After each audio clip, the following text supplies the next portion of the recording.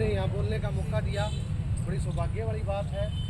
और साथियों, सर्व हरियाणा कर्मचारी संघ हमारा साथ दे रहा है, ये बहुत बड़ी बात है, क्योंकि इनके पास एक लंबा अनुभव है आंदोलन का, नीतियाँ हैं और जिसके जरिए हम आगे बढ़ सकते हैं।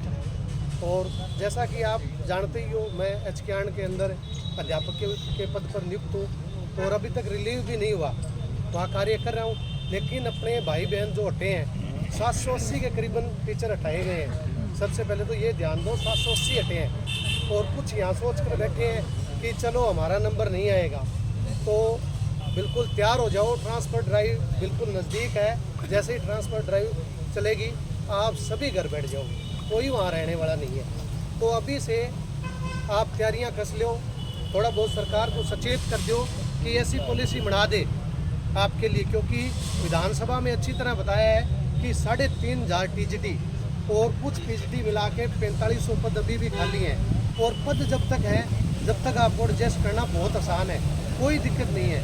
कोई कोर्ट हो, चाहे मुख्यमंत्री हो, चाहे कोई हमारा महिपाल डांडा शिक्षा मंत्री हो, कोई मना नहीं करेगा कि पद जब तक खाली हैं तब तक आपको एडजस्ट किया जा सकता है। मेरे हिसाब से अगर हम अभी से कोशिश करेंगे और समय रहते जाग जाएंगे, तो जितने भी अध्यापक साथी हैं उनको एडजस्ट करना बहुत ही आसान है, कोई मुश्किल वाला काम नहीं है।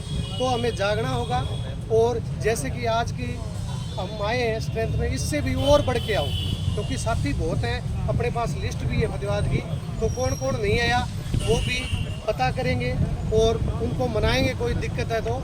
लेकिन एक रहो, जैसे भाई साहब ने बताया कि यूनियन इज स्ट्रेंथ, एकता में बल है। अगर एक चलोगे ना तो पक्के कामयाब हो जाओगे।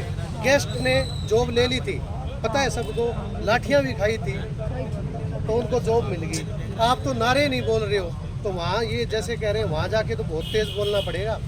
हो सकता है पुलिस वाले धक्का मुक्की कर ले, कुछ भी हो सकता है। अगर जॉब चाहिए तो इतना आगे करना पड़ेगा।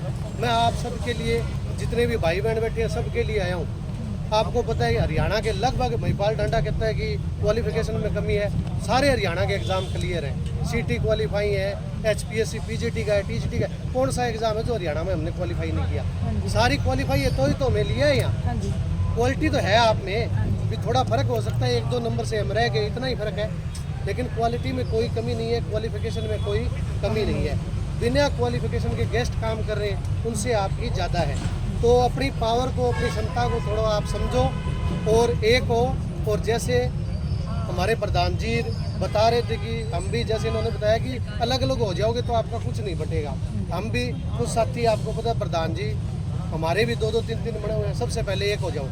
अपना यूट्यूब चैनल भी है, उस पर भी मैंने अच्छी तरह बताया था कि आप एक नहीं होगे तो आप जो प्रधान जी हैं वो बैठे बैठे रह जाएंगे, वो भी 2-4 दिन में घर आ जाएंगे। तो एक हो जाओगे तो सरकार आपकी सुनेगी, आपको रास्ता मिलेगा। हाँ, बुद्धिजीवी हैं वो आगे बढ़ चढ़ कर भाग जरूर लेते हैं। अब मेरे को बोलने का मौका मिला, आप भी कुछ साथी चाहते थे कि 2 शब्द बोलूँ तो आगे आ गया। अगर आप नहीं करते तो मैं बैठ गया वहाँ सुन के चला जाता, मैं तो लगा हुआ हूँ, क्या दिक्कत है। तो थोड़ा मौका दिया जाता है, जो बोलने की कोशिश करता है थोड़ा बहुत हमसे बुद्धिमान ज़्यादा है, उसको आगे आने का आप मौका भी दो। लेकिन जितने भी प्रधान जी हैं उनको एक करो और आगे कभी भी कोई मीटिंग होती है तो बढ़ चढ़ कर भाग लो। चाहे किसी की साथी की जॉब गई है या नहीं गई है, बचानी तो है ना जॉब को, आराम से बच जाएगी। आपके पद सारी खाली पड़े हैं, कोई दिक्कत नहीं है, आप एडजस्ट भी हो जाओगे। लेकिन अभी मुख्यमंत्री के कान पे जूं भी नहीं रही है, ये आपको पता है। मुख्यमंत्री को भी समझ में नहीं आया भी एचकेआरएन वाले को हटाया किसको है, क्योंकि बहुत सारे साथी रिलीव हुए,